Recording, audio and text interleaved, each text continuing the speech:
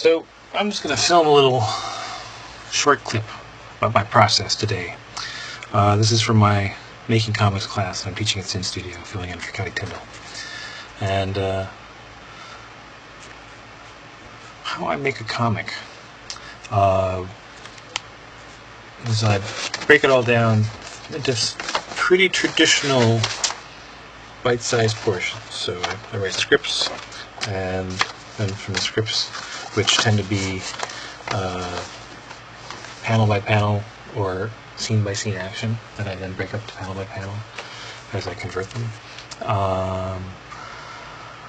Or sometimes it's right with the thumbnails, as in this case. So this is a memoir that I'm writing, and it's a very organic process. I'm doing the writing right next to little thumbnails. I use this, not exclusively, but a lot, this Rubino dot graph paper for a lot of my thinking out stuff. And I do a bit of note-taking. Those are teaching notes. So these are thumbnails from a comic, Dream Life, and A Bastard's Tale. Dream Life's graphic novel I just published. This was the last scene I drew in the book. And it was a wordless scene, so that's part of the reason there's no text, but I have in blue here notes for myself. I drew the face in this shot separately because I wanted an uncramped space to think it out. And the pages ended up being pretty close, so those are very precise, rough thumbnails. And you're reading the script, and I've often done a couple attempts at this, but in the case of Dream Life, a lot of these scenes I'd been thinking about for years. This particular scene I'd had in my head for a version of it for about 10 or 15 years, but I rewrote it in this set of thumbnails into a different part of the book, and so it came pretty fluidly. It was actually really fun to kind of revisit and revise everything about a scene that I had thought about and taken for granted for so long. So that was fun.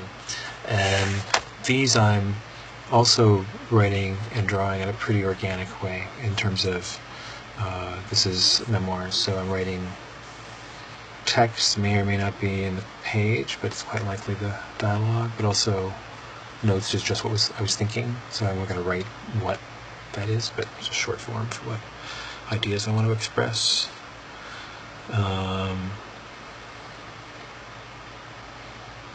Yeah.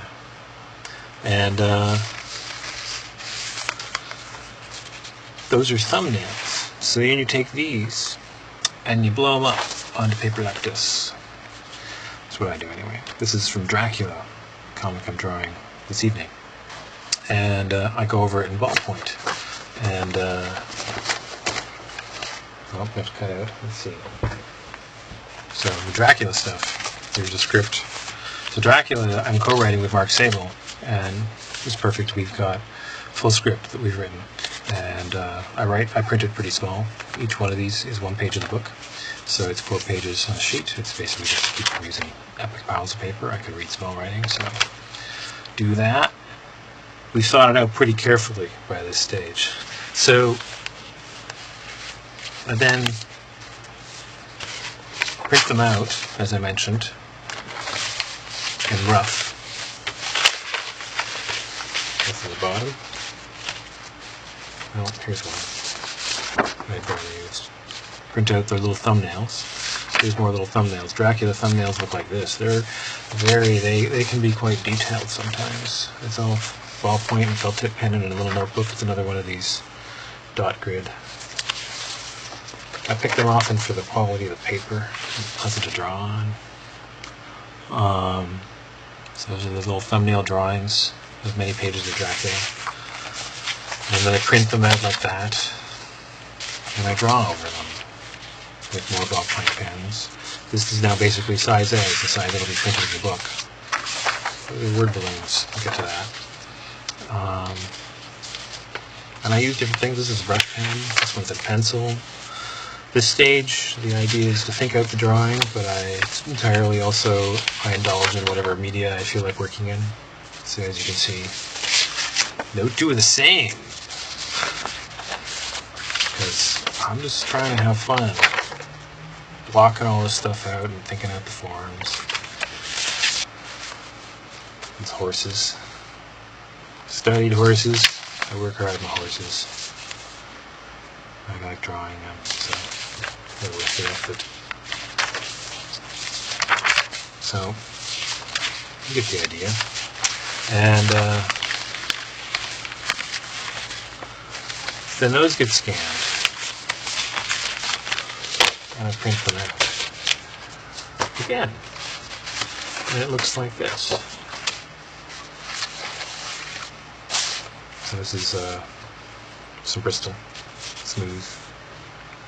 The pen work is all turned equally blue and printed out, and I've already done the panels here. The panels are always the first thing I do. Unless the panel is sort of an ambiguous design and doesn't really. I also pulled out some stuff that I was stuck on one page trying to nail the composition.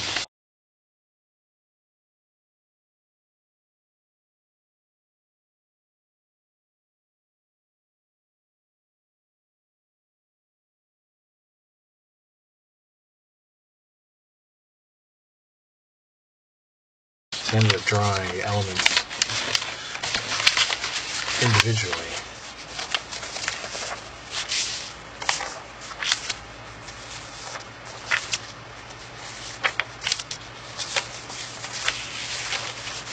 Okay, all these pieces, I would drop them in Photoshop and I printed them out in blue again, like this, and then I inked them just the other day. So the inking looks like this.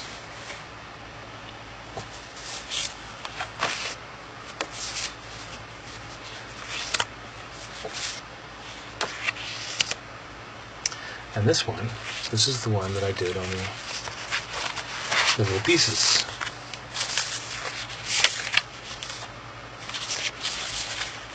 First chapter of the Dracula Throne. I changed the way the guards' hats looked, but those are some early boyars. The throne. I don't have to draw the pencils twice. I just dropped in Photoshop twice, and then I inked it twice. So it's not the original thing. Earlier versions of this. That guy. That done. So in Photoshop, I placed it where I wanted it relative. It's part of figuring out this complex dance here on the floor of the court. I'll do? I forget. I have to go to the script. I don't remember where the L's and the things are. He's the previous occupier of the throne locally. Well, anyway, that dude tries to cockblock Dracula, and Dracula says, look at my, well, I'm not going to say that. This is rude. But I don't need to use it because I'm a man. And I got an army behind me. And he goes, oh really? Did you hear about the dead emperor? Dun, dun, dun. Fuck. Well, take it like a man anyway. And that's my goofy interpretation of that page. I'm sorry. My apologies, Mark. But I had fun laying out the movement of the drama, and I dealt with it by doing this and just screwing around with Photoshop. That's the way I combine traditional drawing and Photoshop sometimes. And then for those,